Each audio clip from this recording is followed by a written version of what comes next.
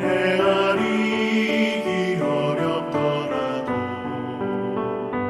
언제나 주 뜻 안에 내가 있음을 아노라. 사랑과 말씀들이 나를 더욱 새롭게 하니 때로는 넘어져도 죄우승 이를 믿노라. 이 믿음 너무 굳세라. 주가 지켜주신다. 어두운 밤에도 주의 밝은 빛 인도하여 주신다.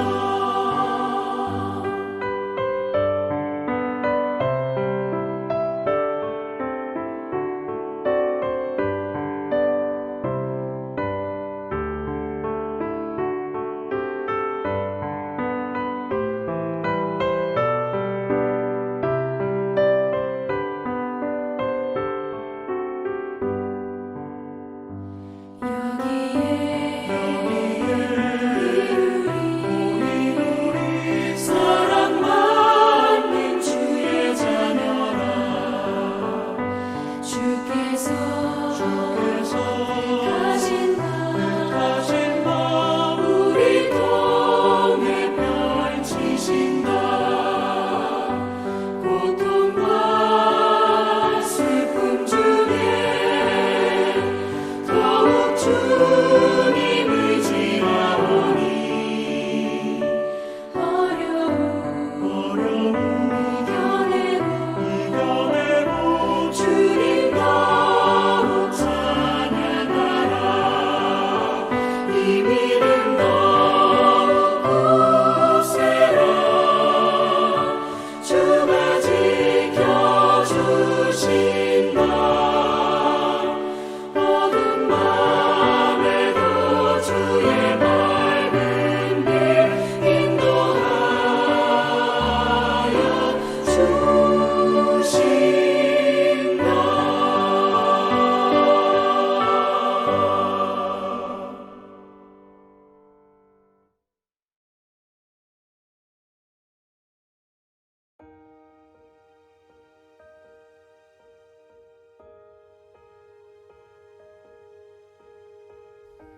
주께서 사랑하시는 형제들아, 우리가 항상 너희에 관하여 마땅히 하나님께 감사할 것은 하나님이 처음부터 너희를 택하사 성령의 거룩하게 하심과 진리를 믿음으로 구원을 받게 하심이니, 이를 위하여 우리의 복음으로 너희를 부르사 우리 주 예수 그리스도의 영광을 얻게 하려 하심이니라.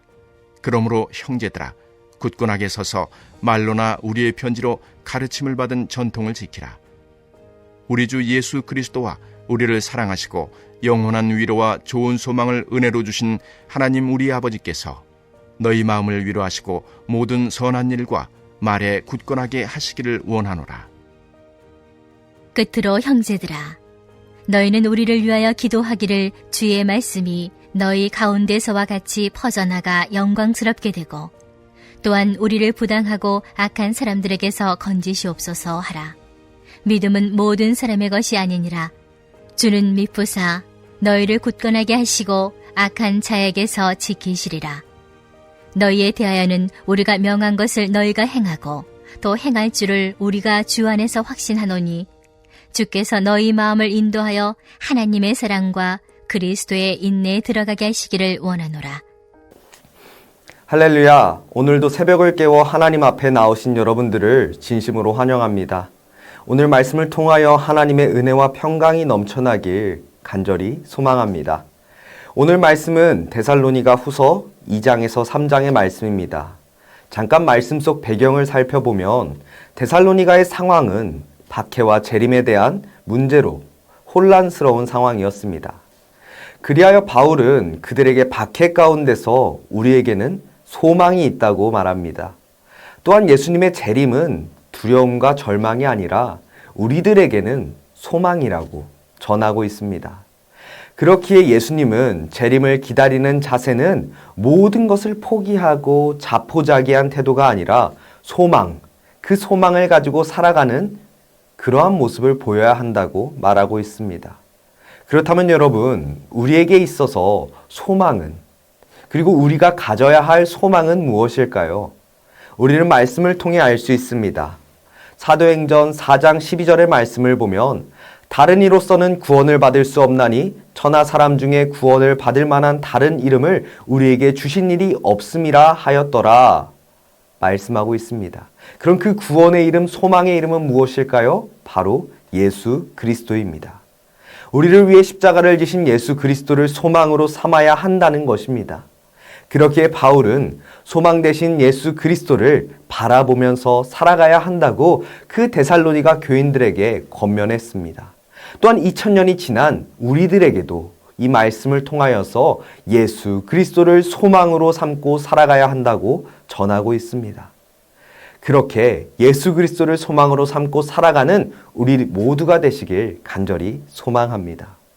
그렇게 소망을 삼은 우리지만 여러분, 우리들의 삶을 보면 어떻습니까? 평탄하기만은 알 수 없습니다. 그것은 2000년 전에도 마찬가지였습니다. 바울은 종말이 가까이 올수록 세상은 하나님께 거역하고 그분보다 자신을 높이는 통치자들과 유혹들이 넘쳐난다고 말하고 있습니다. 그래서 말씀을 통하여 느부갓네살 왕, 바로 왕, 그리고 로마의 황제들을 언급하고 있습니다. 그들은 하나님보다 자신을 높이는 자들이었습니다. 이 말씀은 우리들의 삶에도 이어지게 됩니다. 우리들의 삶을 보면 어떻습니까? 소망으로 사는 삶을 보면 어떻습니까? 우리 삶 가운데는 나의 어려움, 가정의 어려움, 세상의 어려움으로 혼란스럽습니다. 또한 세상은 점점 더 악해져서 믿음의 경주를 걸어가는 것이, 달려가는 것이 어렵게 되어가고 있습니다. 그러한 삶 가운데 바울은 13절의 말씀을 통해 우리에게 격려와 위로를 줍니다. 주께서 사랑하시는 형제들아, 우리가 항상 너희에 관하여 마땅히 하나님께 감사할 것은 하나님이 처음부터 너희를 택하사 성령의 거룩하게 하심과 진리를 믿음으로 구원을 받게 하심이니 이를 위하여 우리의 복음으로 너희를 부르사 우리 주 예수 그리스도의 영광을 얻게 하려 하심이라. 아멘. 바울은 우리에게 감사할 수밖에 없는 이유를 말하면서 세상 속에서 힘든 삶을 살아가는 우리를 격려합니다.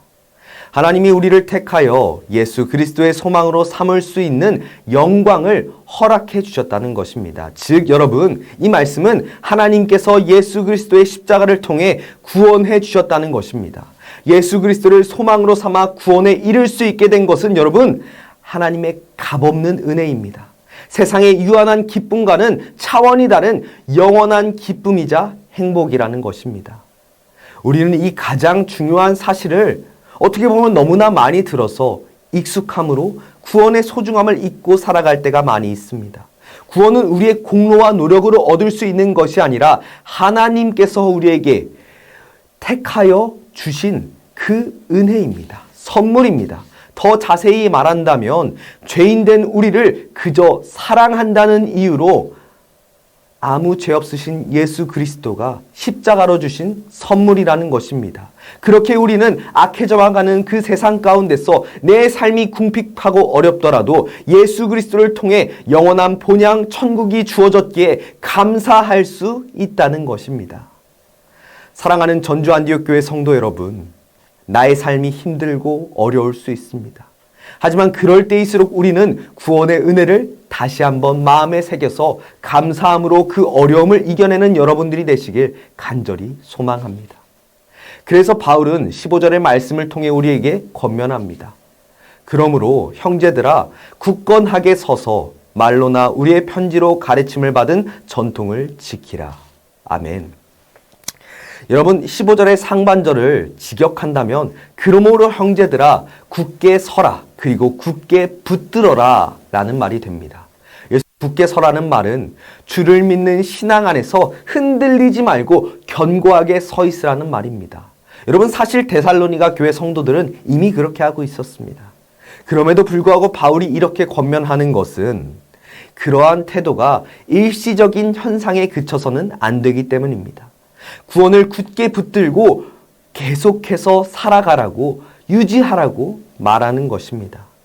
이어서 바울은 이를 위해선 전통을 지켜야 된다고 말하고 있습니다. 여러분, 우리가 지켜야 할 전통은 무엇입니까? 여러분, 구원은 오직 예수 그리스도에게만 있다라는 전통입니다. 세상은 악해지고 사이비가 판을 치고 있고 또한 이단이 판을 치고 있는데, 심지어 그런 종교가 아니라 돈의 구원이 있다고 얘기하고 명예의 구원이 있다고 세상은 우리에게 유혹하고 있습니다. 하지만 여러분, 우리의 구원은 어디에 있습니까? 여호와 하나님께 있다는 것입니다. 우리의 죄를 십자가로 대속하여서 그 보내주신 독생자 예수 그리스도에게 우리의 소망이 있다는 것을 말하고 있습니다. 우리의 구원이 있다는 것을 말하고 있습니다. 그렇게 진정한 성도는 다른 유혹에 흔들리는 자가 아니라 우리 주 예수 그리스도를 믿는 전통을 굳게 지켜 주 그리스도께서 주시는 사랑과 영원한 위로와 그 소망을 얻는 자임을 믿으시길 간절히 소망합니다. 여러분, 마지막으로 바울은 전통을 지키라는 권면에 이어서 자신의 그 복음을 전하는 팀을 위해 기도해 달라고 요청합니다. 당시 바울의 전도팀 또한 어려움을 겪고 있었기 때문입니다. 바울은 누구입니까? 당대 손에 꼽히는 최고의 복음의 전도자이며 복음으로 주님과 동행하는 자였습니다. 그러한 바울에게도 동역자들, 중보자들의 기도가 필요하다는 것입니다. 혼자서는 그 복음을 지켜낼 수 없기 때문입니다. 종종 우리는 교회에서 혼자 신앙생활하고 혼자 복음을 지킬 수 있다고 생각하며 살아가는 사람들을 볼 수 있습니다. 여러분, 그러나 혼자 복음을 지키다가 신앙의 위기가 찾아왔을 때 그것을 잘 넘기면 다행이지만 넘어지게 된다면 다시 일어나는 것은 힘겹습니다. 전도서 4장의 말씀을 보면 이렇게 기록되어 있습니다. 혹시 그들이 넘어지면 하나가 그 동물을 붙들어 일으키려니와 홀로 있어 넘어지고 붙들어 일으키는 자가 없는 자에게는 화가 있으리라. 한 사람이면 패하겠거니와 두 사람이면 맞설 수 있나니 세 겹줄은 쉽게 끊어지지 아니하느니라. 아멘. 여러분, 믿음이 대단했던 바울도 중보자의 기도가 필요했듯이 우리에게도 당연히 중보자들의 기도가 필요하다는 것입니다. 그래야만 우리의 소망이자 구원의 길이신 예수 그리스도를 바라보며 굳건히 서서 살아갈 수 있다는 것입니다. 말씀을 정리하려 합니다. 사랑하는 전주 안디옥교회 성도 여러분, 오늘 바울은 하나님께서 우리를 택하여 예수 그리스도를 소망 삼아 구원받은 백성으로 세워주셨기에 우리의 어려운 삶 가운데서 믿음을 굳게 지켜 살아가라고 말하고 있습니다. 또한 이를 굳게 지키기 위해선 혼자만의 힘으로 이겨낼 수 있는 것이 아니라 기도의 중보자들을 만들고 또한 기도의 중보자가 되어야 한다고 권면하고 있습니다. 오늘 우리도 이 바울의 말씀을 기억하며 우리의 삶 가운데서 다른 세상의 구원이 있다 바라보는 것이 아니라 오직 소망 되신 예수 그리스도를 바라보시길 간절히 소망합니다. 또한 혼자만 천국을 소망하는 것이 아니라 가정에서, 직장에서, 사회에서, 교회에서 믿음의 중보자들을 만나 함께 중보하며 예수 그리스도를 바라보는 여러분들이 되시길 간절히 소망합니다. 이 시간 그러길 원하시는 분들은 함께 기도하길 원합니다. 세상 속에서 헛된 것을 바라보는 것이 아니라 소망이자 구원의 길인 예수 그리스도를 바라보며 믿음을 굳게 지킬 수 있도록, 또한 삶 속에서 기도의 중보자를 만날 수 있는 축복을 허락하여 주시고 나 또한 주변 사람들의 기도의 중보자가 될 수 있도록 이 두 가지 기도 제목 가지고 이 시간 함께 합심으로 기도하도록 하겠습니다.